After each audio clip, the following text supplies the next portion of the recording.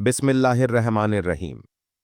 प्यारी बहनों और मेरे मोहतरम भाइयों, क्या कभी आपने सोचा है कि आपके घर में रिज्क आ तो रहा है मगर ठहरता क्यों नहीं? आप कमाते तो हैं मगर पर्स हमेशा खाली क्यों रहता है? किचन में बर्तन तो बचते हैं मगर चूल्हा अक्सर ठंडा क्यों रहता है? तो जरा एक लम्हे के लिए रुक जाइए। हो सकता है कि आपके घर में कुछ ऐसी बेजान चीजें पड़ी हो जिन्हें आपने महीनों से छुआ तक नहीं, मगर वही चीजें आपके नसीब के दरवाजे बंद किए बैठी हो। प्यारी बहनों, रजब के इस मुबारक महीने में हमारे घरों में अक्सर कोने, अलमारियां, छतें और पुराने दराज ऐसे ही पड़े रहते हैं, जिनमें न जाने कब से गर्द जमा है, और हमें लगता है यह तो मामूल की बात है। मगर नहीं, यह मामूल नहीं। यही वो गैर मरी रुकावटें हैं जो इस मुकद्दस महीने में भी हमारे घरों को बेबरकत कर देती हैं, रिस्क को रोक देती हैं और घरेलू सुकून को चार जाती है। आज मैं आपको बताने वाला हूं उन 5 हैरानक चीजों के बारे में जिनकी सफाई अगर आपने रज्जब के इस मुबारक महीने में कर ली तो इंशाअल्लाह आपके घर में ऐसी बरकत उतरेगी जैसे आसमान से नूर बरस रहा हो। ऐसा रिज्क खुलेगा जैसे खजानों के दरवाजे खुल गए हो, और ऐसी राहत आएगी जैसे फरिश्ते रजब का महीना कोई आम महीना नहीं है। नहीं, बल्कि यह वो महीना है जिसे अल्लाह का महीना कहा गया है, और यह उन 4 हुर्मत वाले महीनों में से एक है जिनका जिक्र कुरान पाक में है। यह वही महीना है जिसमें बीज बोया जाता है ताकि शाबान में इसे पानी दिया जाए और रमजान में फसल काटी जाए। रजब के दिनों में नूर की बारिश होती है, हवाएं सुकून से बहती हैं और आसमान के दरवाजे खुले होते हैं। ये वो महीना है जिसमें दुआएं रद्द नहीं होती। जिस लम्हे में बंदा हाथ उठाता है उसी लम्हे आसमान की तरफ से सदा आती है, बता मेरे बंदे क्या मांगता है। प्यारी बहनों, ये वो अय्याम है जब अल्लाह राजी होकर रिस्क में बरकतें नाजिल करता है, दिलों की गिरहें खोलता है और वह सब कुछ अता करता है जो इंसान सोच भी नहीं सकता। मगर अफसोस, हम रजब के इन कीमती दिनों को भी आम दिनों की तरह गुजार देते हैं। न दिल को साफ करते हैं, न जुबान को, न घर को, और न ही नीयत को। इसलिए आज के बाद जब भी रजब का सूरज तुलू हो तो याद रखना, ये वो महीना है जो आपके घर और किस्मत को बदल सकता है, अगर आपने इसे सच्चा माना समझा और इसकी इज्जत की।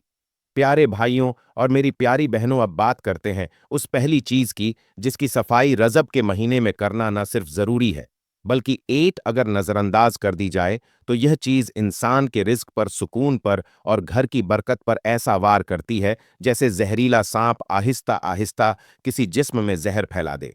जी हां, वह पहली चीज है घर का मेन दरवाजा।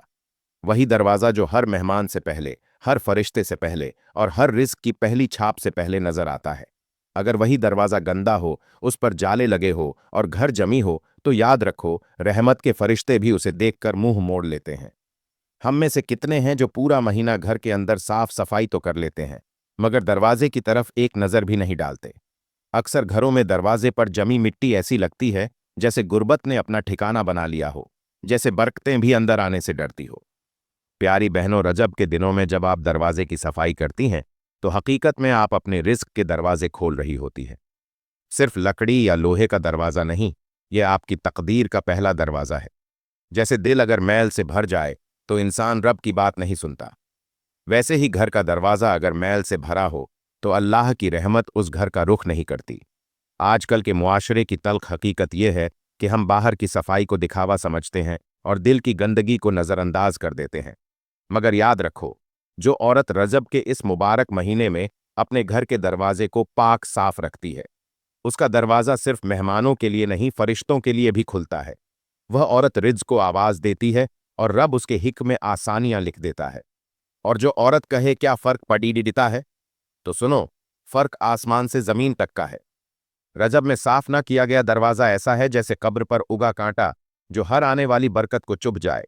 इसलिए उठो, आज के बाद रजब में सबसे पहले उस दरवाजे को धोना जिससे किस्मत अंदर दाखिल होती है, क्योंकि दरवाजा बंद नहीं होता मगर गंदा जरूर हो सकता है, और गंदा दरवाजा बंद किस्मत की अलामत होता है। प्यारी बहनों और मेरे मोहतरम भाइयों, यहां मैं आपको एक ऐसी हिकायत सुनाना चाहता हूं जो एक मामूली सा वाकया लगता है मगर जिसका अंजाम सुनकर जमीन भी कांप गई थी और आसमान भी साकित हो गया था। एक खूबसूरत बस्ती में एक औरत रहती थी। लोग उसे खामोश दरवाजे वाली कहते थे। उसके घर का दरवाजा कभी किसी ने खुला हुआ नहीं देखा था, न दिन में न रात में। वह औरत न किसी से मिलती थी, न कोई उसके करीब जाना पसंद करता था, मगर उसका घर बस उसका घर ही था जो एक हैरानक मंजर पेश करता। उसके इर्द गिर्द बेकार चीजें, पुराने बर्तन, टांगों वाली कुर्सियां, मिट्टी में डूबी हुई पुरानी जूतियां और मैल आलोद दरवाजे यूं पड़े थे जैसे बरसों से किसी ने उन्हें हाथ तक न लगाया हो। एक दिन गांव में एक बच्चा बीमार हो गया। उसे दवा ना मिली। लोग परेशान हो गए। एक बुजुर्ग ने कहा, इस गांव के कुछ घरों में ऐसी नापाकी है जिसकी वजह से रब की रहमत उतरना बंद हो गई है।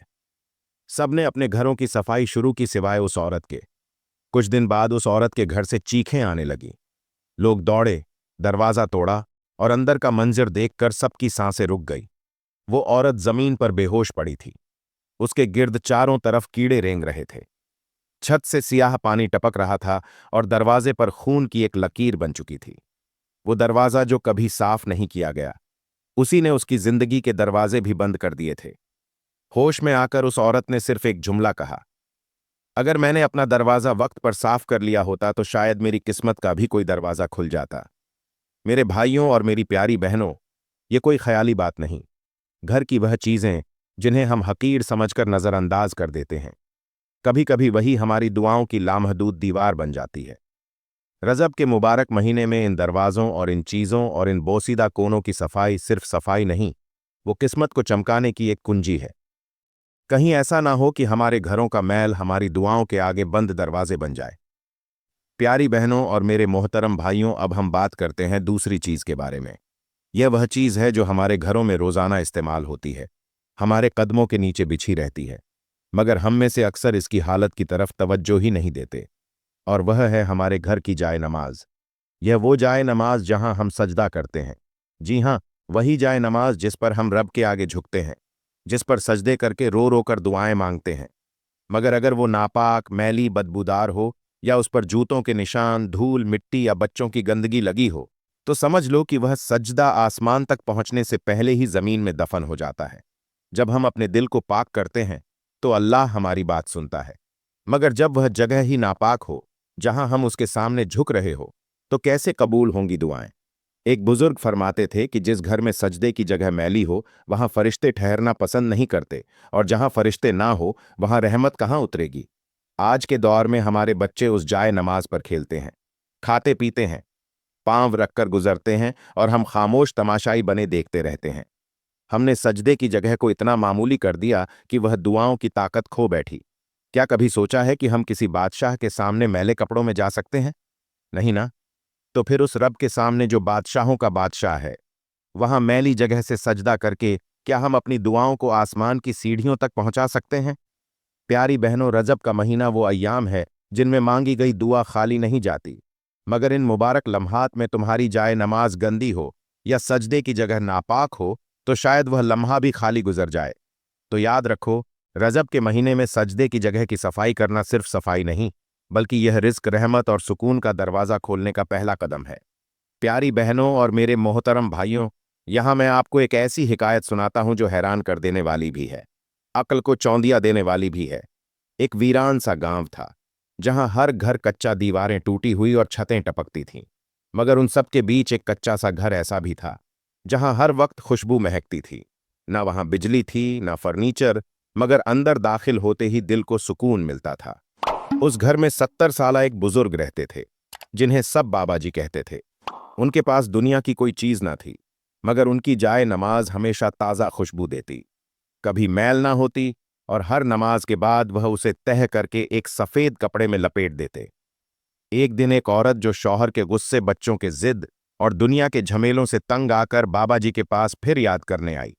उसने कहा, बाबा जी, मैं सजदे भी करती हूं, दुआएं भी मांगती हूं, फिर भी दिल को सुकून नहीं मिलता, बरकत नहीं आती।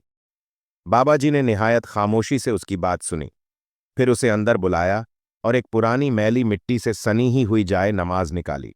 बोले, यह तेरी जैसे कई लोगों की दुआओं की गवाह है, मगर देख यह कितनी गंदी है। किसी ने इसे साफ करना जरूरी नहीं समझा। यही हाल तुम्हारी जिंदगी का है। रब के हुजूर सजदा करने की जगह भी मैली हो तो दिल की सफाई कैसे होगी। फिर बाबा जी ने अपनी जा नमाज की तरफ इशारा किया और बोले, बेटी, जब तुम दरबार इलाही में जाती हो तो क्या तुम चाहोगी कि तुम्हारा लिबास गंदा हो? नहीं ना। तो फिर जिस कपड़े पर तुम सजदा करती हो उसे गंदा क्यों छोड़ती हो?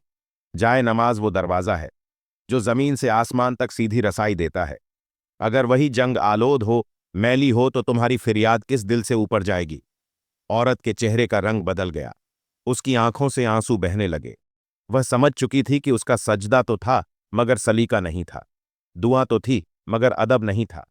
प्यारी बहनों, जब तुम रजब के इस महीने में सफाई करती हो तो अपने दिल की सफाई के साथ साथ उस जाए नमाज की भी सफाई जरूर करो जिस पर तुम सजदा करती हो, क्योंकि बरकत सिर्फ सजदे में नहीं, सजदे के आदाब में भी होती है। और याद रखो, बाज औकात दुआएं इसलिए कबूल नहीं होती क्योंकि हम जिन रास्तों से रब को पुकार रहे होते हैं वही वही रास्ते हमने खुद नापाक छोड़ रखे होते हैं। प्यारी बहनों, अब हम बात करते हैं तीसरी चीज की जिसकी सफाई रजब के इस मुबारक महीने में जरूर करनी चाहिए। और वो चीज है घर की दीवारों पर लटकी हुई तस्वीरें, फ्रेम्स और शीशे। जी हां, वही तस्वीरें जो बरसों से एक ही जगह लटकी हुई हैं, जिस पर न जाने कितनी बार मक्खियां बैठीं, कितने जाले बुने, कितनी बार बच्चों ने हाथ मारे और कितनी बार हमने सिर्फ नजर उठाकर देखने पर ही इत्तफा किया, मगर कभी साफ करने का ख्याल ना आया। और यही गफलत अक्सर ऐसी नहूसत को दावत दे देती है जिसका अंदाजा हमें उस वक्त होता है जब घर में हर तरफ बेचैनी फैल जाती है। क्या तुम्हें पता है, दीवारों पर लटके फ्रेम्स अगर गंदे हो, उन पर मिट्टी जम जाए, उनके पीछे जाले बुन जाए और हम उन्हें साफ किए बगैर हफ्तों महीनों गुजार दें तो एक ऐसी छुपी हुई नूसत बन जाती है जो दिलों में बेचैनी, घर में लड़ाई और रिस्क में रुकावट बनकर दाखिल होती है।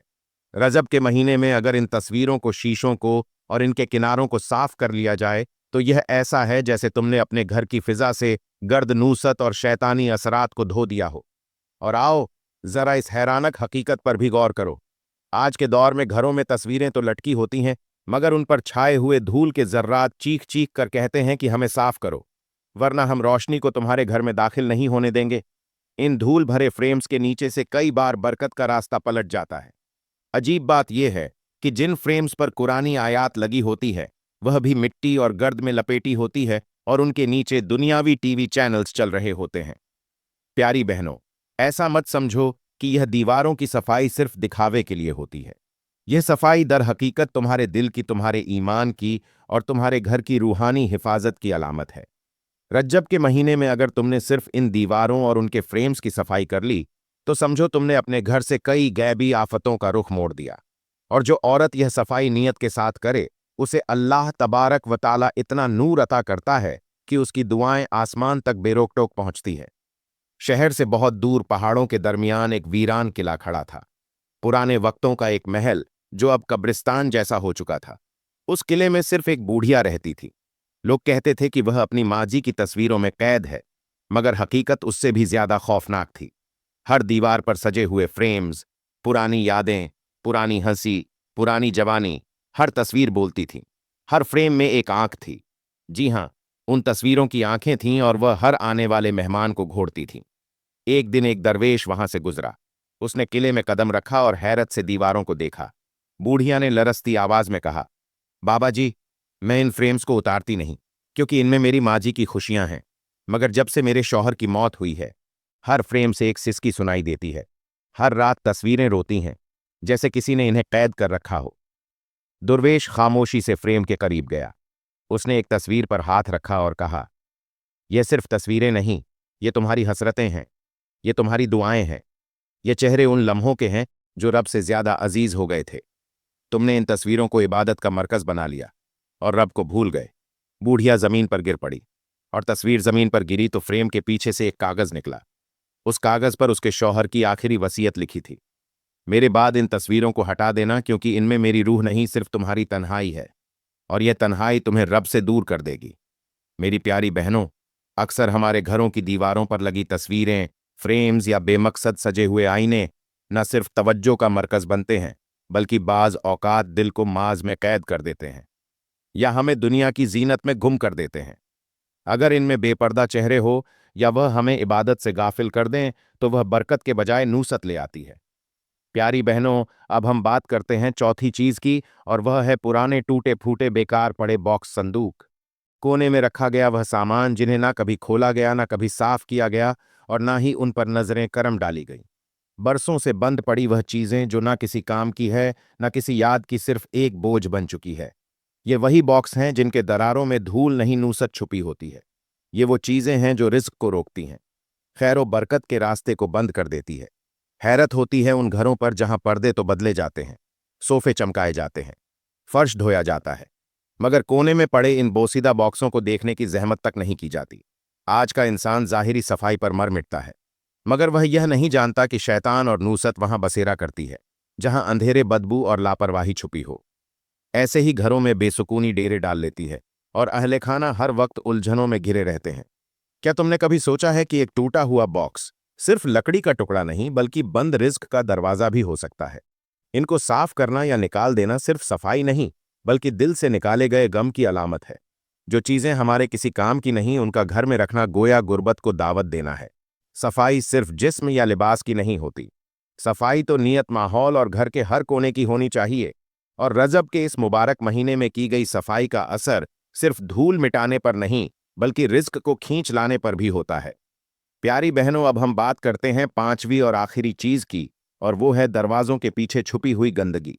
जी हां, वो जगह जहां झाड़ू नहीं जाता, जहां नजर नहीं पड़ती, जहां रोशनी भी कम आती है, मगर जहां सबसे ज्यादा नहूसत बसी होती है, ये वो कोने हैं जो शैतान के बैठने की जगह बन जाते हैं। तुम समझती हो कि अगर सामने का फर्श चमक रहा है तो पूरा घर पाक है। नहीं, जब तक दरवाजों के पीछे, पलंग के नीचे, अलमारियों के पीछे की गंदगी साफ नहीं होती। तुम्हारा घर सिर्फ दिखावे में साफ होता है। हकीकत में नहीं। वो गंदगी जो तुमने छुपा दी है वही बरकतों को रोक देती है। वही चीजें तुम्हारे रिज्क पर, तुम्हारे सुकून पर, तुम्हारे बच्चों की सेहत पर असर डालती है। कभी गौर किया है कि तुम्हारे बच्चों को हर वक्त गुस्सा क्यों आता है? शौहर हर वक्त परेशान क्यों रहता है? घर में आवाजें क्यों गूंजती हैं? झगड़े क्यों होते हैं?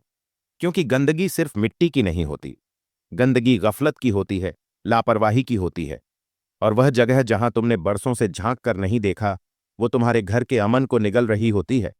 और जब रजब के इस मुबारक महीने में इन छुपी हुई जगहों की सफाई की जाती है, तो समझो जैसे तुमने अपने रिज्क के बंद दरवाजों को खोल दिया हो, जैसे तुमने घर से शैतान को बाहर निकाल फेंका हो, जैसे तुमने अपने मुकद्दर को चमकने का एक मौका दे दिया हो। इसलिए मेरी प्यारी बहनों, याद रखो, सफाई वही काबिल कबूल होती है जो मुकम्मल हो, और मुकम्मल सफाई वही है जिसमें छुपे हुए घोषों को भी धोया जाए, क्योंकि वही घोषे तुम्हारे नसीब के फैसले बदल सकते हैं। प्यारी बहनों और मेरे मोहतरम भाइयों, आज हम जिस दौर में जी रहे हैं वो सिर्फ ज़ाहिरी सफाई का दौर बन चुका है। हम अपने चेहरों को तो रोज़ धोते हैं, मगर दिल की मैल बरसों से जमी हुई है। घर के पर्दे, सोफे, कालीन तो साफ होते हैं, मगर जुबान के जहर को साफ करने का किसी के पास वक्त नहीं। मर्द दिन भर कमाते हैं, मगर उनके लहजे में बीवी के लिए मोहब्बत नहीं। औरत सारा दिन घर संवारती है, मगर शौहर के लिए इज्जत का एक लफ्ज जुबान पर नहीं आता। हमने घरों को मोहल्लात बना लिया, मगर उनमें रहने वाले दिल वीरान हो चुके हैं। नसीहत है औरतों को कि तुम्हें सिर्फ हुस्न से नहीं, हया से पहचाना जाए। जुबान में मिठास रखो और निगाहों में शर्म। अपने घर को सिर्फ पर्दों और बर्तनों से नहीं, नरमी और मोहब्बत से सजाओ। और मर्दों को नसीहत है कि तुम्हारे कदमों की धूल में तुम्हारे घर वालों की जन्नत छुपी है। लहजे में सख्ती ना रखो और वक्त दो उन लोगों को जिनके लिए तुम दिन भर मेहनत करते हो। बीवी के दिल को तोड़कर रिस्क में कभी बरकत नहीं आती, और माँ बाप की दुआ के बगैर रास्ते कभी हमार नहीं होते। मेरे अजीजों, रजब का महीना सिर्फ तस्बीहात का नहीं, ताल्लुकात को जोड़ने, कीना मिटाने और अपने अंदर के गण को धोने का महीना है। अगर तुमने आज अपने दिल को, अपने घर को और अपने रिश्तों को पाक कर लिया, तो समझो तुमने रजब की असल रूह को पा लिया। प्यारी बहनों और भाइयों, मैं दुआ करता हूं कि अल्लाह इस मुबारक रजब के सदके आपके घरों से हर नापाकी, हर बेबरकती और हर नूसत को दूर फरमा दे, और आपके दिलों को भी वैसा ही पाकीज़ा बना दे जैसा एक नमाजी का सजदा होता है।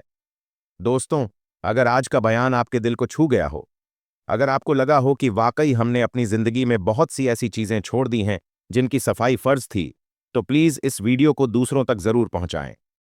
कमेंट में अपनी राय का इजहार जरूर करें, और मजीद ऐसे ही इस्लाही बयानात सुनने के लिए हमारा यूट्यूब चैनल सब्सक्राइब करना हरगिज मत भूलिएगा, ताकि हमारा पैगाम हर घर तक पहुंचे।